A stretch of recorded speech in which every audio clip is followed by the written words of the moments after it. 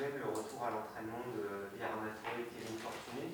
Comment ils vont et est-ce qu'ils postulent à une place dans le groupe pour demain? Fortuné n'est pas revenu à l'entraînement. Seulement Birama est rentré à l'entraînement dès mardi ou mercredi. Ouais. Lundi, il était à Paris faire une infiltration. Et donc Birama, s'est de nouveau entraîné à partir de mardi. On va faire le point, je vais faire le point, voir un petit peu comment on peut. Je vais faire le point avec lui, comment on peut s'y prendre. Je n'ai pas encore pris ma décision. On va voir comment on peut s'y prendre avec lui en fonction de son état, de l'état de sa cheville et de sa forme globale. Ouais. Sinon, à part ça, tout le monde va bien? Ouais, sinon, oui, j'ai juste un point à faire avec Gauthier Lloris, mais normalement, tout le monde va bien.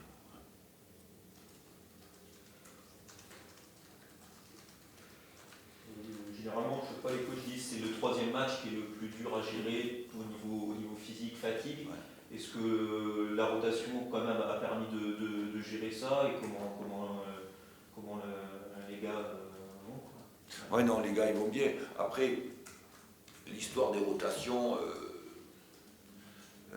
avec le foot c'est assez particulier parce que tu peux effectivement le troisième match souvent est le plus lourd sur le plan athlétique. On a des fois moins de jambes. Puis des fois aussi, ça m'est arrivé par expérience de faire. J'ai toujours fonctionné comme ça en roulement, de façon à faire participer le groupe. Mais et par expérience, des fois, quand tu ne fais pas jouer les gars, aussi, ils ont du mal à rentrer dans. Ils perdent du rythme et des fois, ils reprennent le rythme au bout de 30 minutes, 35 minutes. Ouais. Ça arrive. Ça m'est arrivé, je l'ai constaté des fois, mais bon, pour l'avoir vécu quand même, quand tu es au troisième match, autant le football pour moi, ça n'a jamais été un sport fatigant athlétiquement, contrairement à ce que j'entends toujours. Souvent, quand tu ouvres ta télé, tu entends, ils sont fatigués. Fatigués de jouer au foot 65 minutes, il faut arrêter les conneries. C'est très compliqué de jouer au football, très très compliqué, de bien jouer. Parce que de jouer avec Constance, on peut jouer dans la rue, là, on vient tous les quatre, on va s'amuser. Mais de très bien jouer au football de façon efficace, c'est très compliqué. Mais par contre, dire que c'est un sport, comme je l'ai déjà entendu des fois dans les examens, où il peut y avoir de surentraînement, ça il faut oublier, il faut arrêter les conneries. C'est un sport très épuisant psychologiquement par contre, parce que les attentes environnementales sont très fortes. Et oui, sur le plan psychologique, c'est très difficile pour un footballeur. Mais en fait, pour l'avoir vécu quand même, le troisième match, quand tu enchaînes les matchs, alors à moins que tu sois un joueur, que j'étais pas un joueur comme ceux, et même ceux-là souffrent, qui font 80-90 matchs par saison, c'est-à-dire les internationaux. Et qui font la Ligue des Champions. Alors pour eux, c'est très très compliqué sur le plan athlétique. Il faut distinguer parce qu'il y a plusieurs. C'est un peu comme dans tous les métiers. Il y a plusieurs catégories. Et donc nous, on est catégorie plutôt de la troisième ou quatrième catégorie, parce qu'il y a la catégorie de ceux qui font un match tous les 3 jours à niveau international. Là, c'est notre monde. Sur le plan à la fois psychologique et sur le plan athlétique. C'est notre monde. Mais c'est vrai que tu peux, dans ces cas de figure, un match tous les 3 jours. Moi, non, la stratégie, elle n'est pas sur le plan athlétique. La stratégie c'est surtout de faire participer des gars et d'investir sur un projet,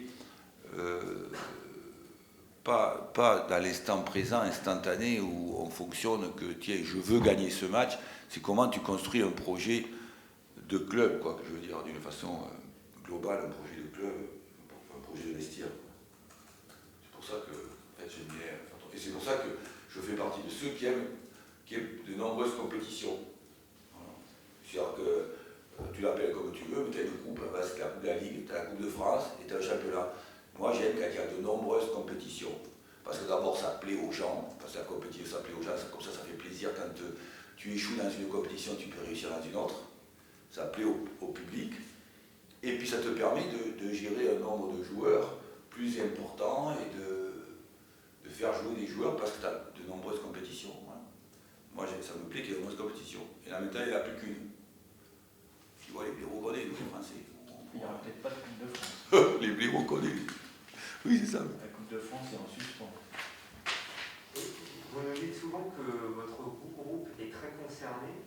Et après le match de mardi, où vous avez justement concerné davantage de monde avec des joueurs qui n'étaient pas forcément titulaires, est-ce que vous ressentez à l'entraînement que justement il y a une ambiance, même si elle était déjà très bonne, qui est meilleure, que tout le monde est encore plus concerné? Est-ce que ça se perçoit ça au niveau de l'ambiance, même si elle était très bonne? Ou est-ce que c'est au beau fixe et il n'y a pas eu de changement par rapport au fait que vous avez fait tourner et qu'il y a plus de monde qui se sont sentis concernés? Non, c'est surtout dans le discours, je leur dis depuis le début de la saison, ce qui est important, comme, à part le fait d'être un entraîneur cohérent, parce que si tu n'es pas un entraîneur cohérent dans tes dispositions, et je l'ai connu en tant que joueur, tu avais intérêt d'avoir les épaules larges quand j'étais joueur, parce que comme moi, tu ne pouvais pas en avoir deux, je te le dis. Et donc, à part d'être cohérent, il faut être cohérent dans ton projet. Ça, le joueur de haut niveau, lui, sinon il va te mettre en très grosse difficulté, j'allais dire une grossièreté. Donc il va te mettre en très très grosse difficulté. Après, ce qui est important, c'est quelle est la cohérence de ton discours, comme disaient certains, le logos, le discours. C'est ça, et c'est pareil pour un manager des ressources humaines. Et moi, je leur dis souvent que je veux les concerner. Et donc, il ne faut pas non plus faillir à ça. Et c'est pour ça que François ou Ali ou Kenji ont été concernés. Et j'aimerais qu'il y ait de nombreuses compétitions pour qu'ils jouent encore plus de matchs. Comme ça, on aurait encore plus de joueurs compétitifs. Mais autant on a des progrès à faire, autant c'est un groupe qui, comme je le dis, qui est consciencieux. Autant je ne les trouve pas assez, je leur dis souvent, parce que ce que je vous dis, c'est un groupe consciencieux, c'est un groupe qui a envie de vivre ensemble, où il y a des joueurs qui ont de bonnes mentalités, je ne sais pas, je cherchais les mots pour m'exprimer, qui ont de bonnes mentalités. Mais l'idée, c'est comment tu vas chercher l'excellence. Et ça, c'est pas donné à tout le monde. Et j'accuse en rien mes joueurs, parce que j'étais comme ça, c'est comment tu vas... Il ne faut pas être obsédé par l'excellence, sinon tu n'es pas heureux. Mais tu n'es pas heureux, tu es frustré. Mais comment tu les pousses à toujours progresser et quand tu vois le match qu'on reçoit Niort, moi, mon staff, donc on a 3 personnes qui s'occupent, qui connaissent, autant moi je connais très peu les adversaires, parce que je suis complètement obsédé par la méthodologie de mon groupe. Autant j'ai 3 personnes qui, eux, connaissent tout par cœur. Eux, ils les connaissent par cœur. Michel, Manu et Ming. Bon, eux, ils te disent que c'est la meilleure équipe de loin qu'on va rencontrer demain depuis très longtemps. Ils te disent. Au niveau dynamisme, au niveau envie, au niveau course, au niveau athlétique, au niveau... Voilà. Eux, ils disent qu'on va rencontrer l'équipe la plus difficile à jouer, qu'on a joué depuis les 6-7 derniers matchs. Donc, c'est encore une bonne épreuve, intéressante, quoi. Mais ce qu'on cherche, nous, c'est aussi, quelque part, c'est pour ça que les joueurs étaient un peu frustrés, qu'on progresse. On a pas mal de domaines, je ne vais pas les évoquer là parce que ça prendrait trop de temps, mais il y a des domaines où on doit progresser, avancer, etc. Même si je suis assez satisfait que depuis le début de saison, on ait été capable de claquer des buts, par exemple. C'est pas neutre. Si vous allez jouer un petit peu au football, claquer des buts, c'est plus difficile. C'est le plus compliqué. Donc, travailler pour ça et avoir... voilà. Mais, donc, voilà, quoi. Donc, si le groupe, pour répondre à ta question, le groupe est un groupe qui sinon, on ne serait pas sur cette dynamique où, certes, on n'a pas gagné, là, dernièrement, mais non plus, j'ai envie de dire, on n'a pas perdu non plus. Et on n'a pas fait des prestations ridicules, médiocres, c'est pas vrai. Parce que tu peux très bien gagner, je l'ai souvent évoqué ici, et des fois, les gens de l'environnement vont être heureux parce qu'on a gagné, et puis tu es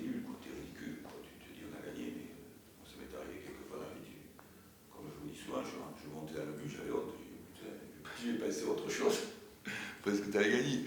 Mais voilà, c'est ça le miracle du football. C'est surtout quelle prestation que tu peux avoir, quelle cohésion tu as dans un groupe. Ça, c'est très, très important. Et d'ailleurs, même pour les grandes équipes que vous voyez, tout à l'heure, vous parlez du pays, les grandes équipes qui jouent au très haut niveau, celles qui vont, ils ont les meilleurs athlètes et les meilleurs footballeurs du monde, mais ce qui va faire encore la différence, c'est cette cohérence, cette cohésion du groupe sur un certain football et sur une certaine vie ensemble. C'est dans notre sport et dans les sports collectifs en général et dans notre sport en particulier, c'est très très prégnant ça, très prégnant. Moi j'ai toujours été attaché, quel que soit le fonctionnement d'un projet d'un club, c'est que le vestiaire pro soit comme ça. Voilà, et je leur dis souvent, avant de jouer au foot, montrez-moi qui nous sommes, les heures qu'on passe et les heures de travail qu'on fait, avant déjà de bien jouer au foot. Et s'il vous plaît, montrez notre travail quotidien. Enfin, le travail, c'est un mot un peu lourd pour le football. Comme me dit Maison, que tu n'as jamais travaillé ta vie, toi. Parce que tu n'as fait que du foot. Ils exagèrent un peu, quand même. mais il me casse.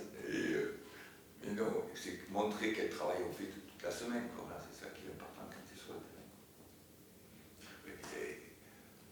Mais tonton, il me dit, ils sont maçons. Le mec, il me dit, t'as jamais travaillé ta vie, toi, là-bas. T'as fait que du foot toute ta vie.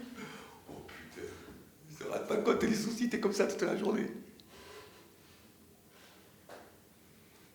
Qu'est-ce qu'il y a dans ton petit document que tu amènes chaque semaine? Ah là, il y a toutes les... Alors, avant de venir, Ming me brief sur l'adversaire. Et donc, il y a 8 ou 10 pages sur les statistiques de l'adversaire, les data techniques, etc. Et après, on fait des montages.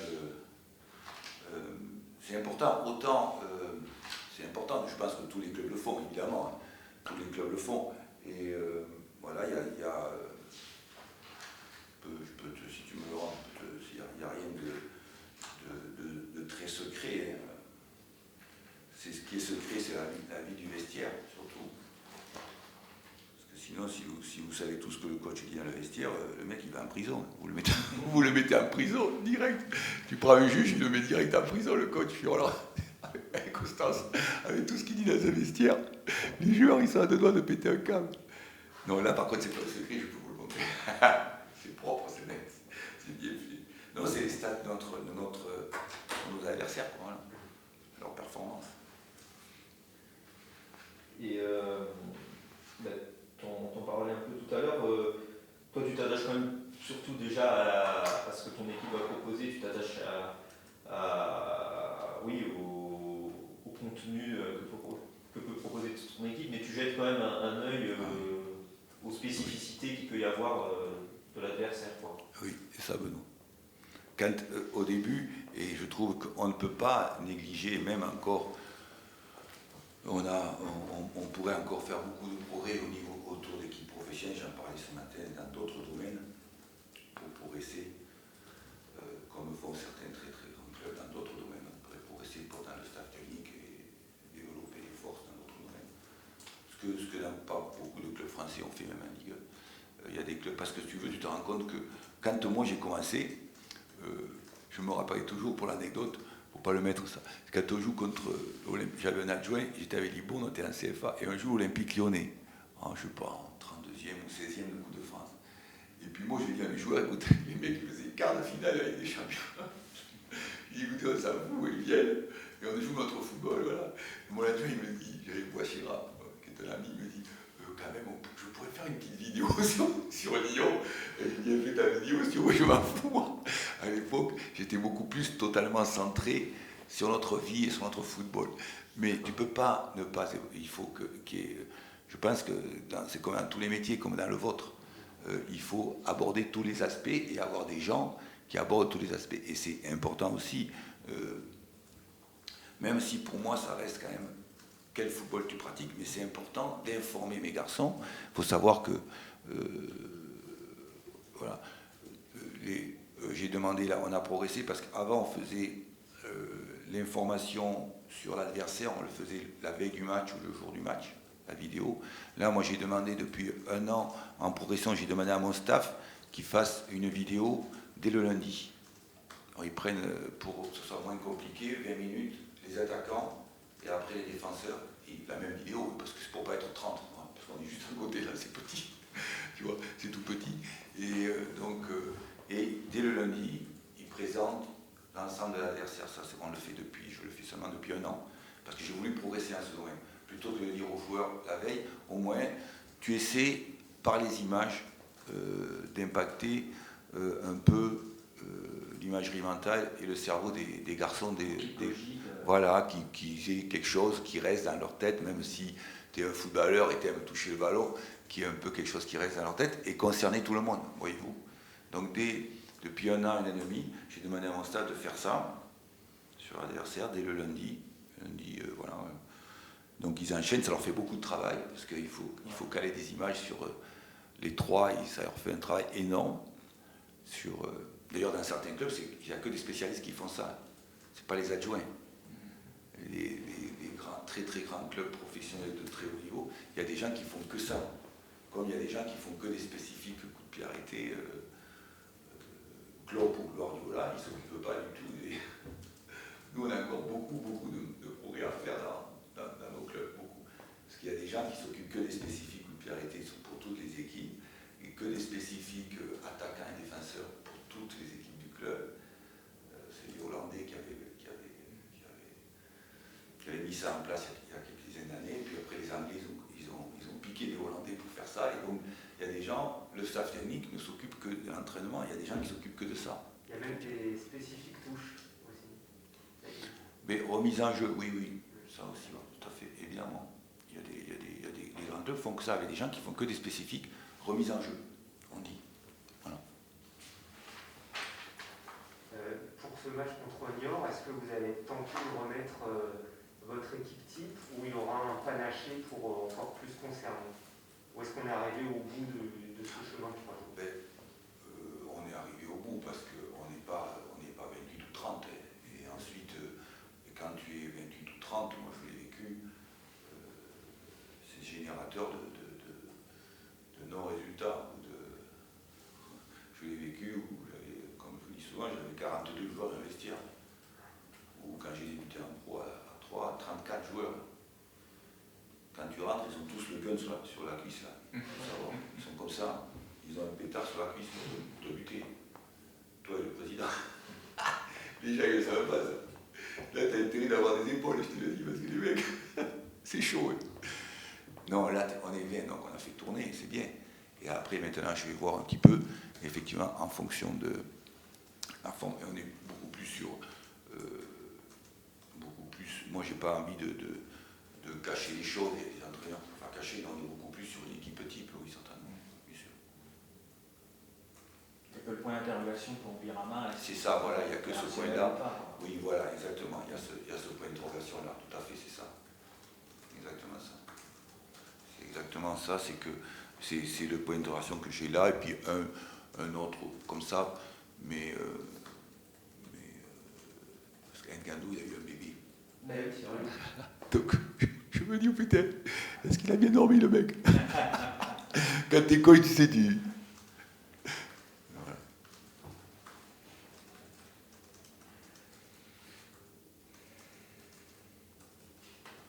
Même s'il n'a pas fait l'effort, hein.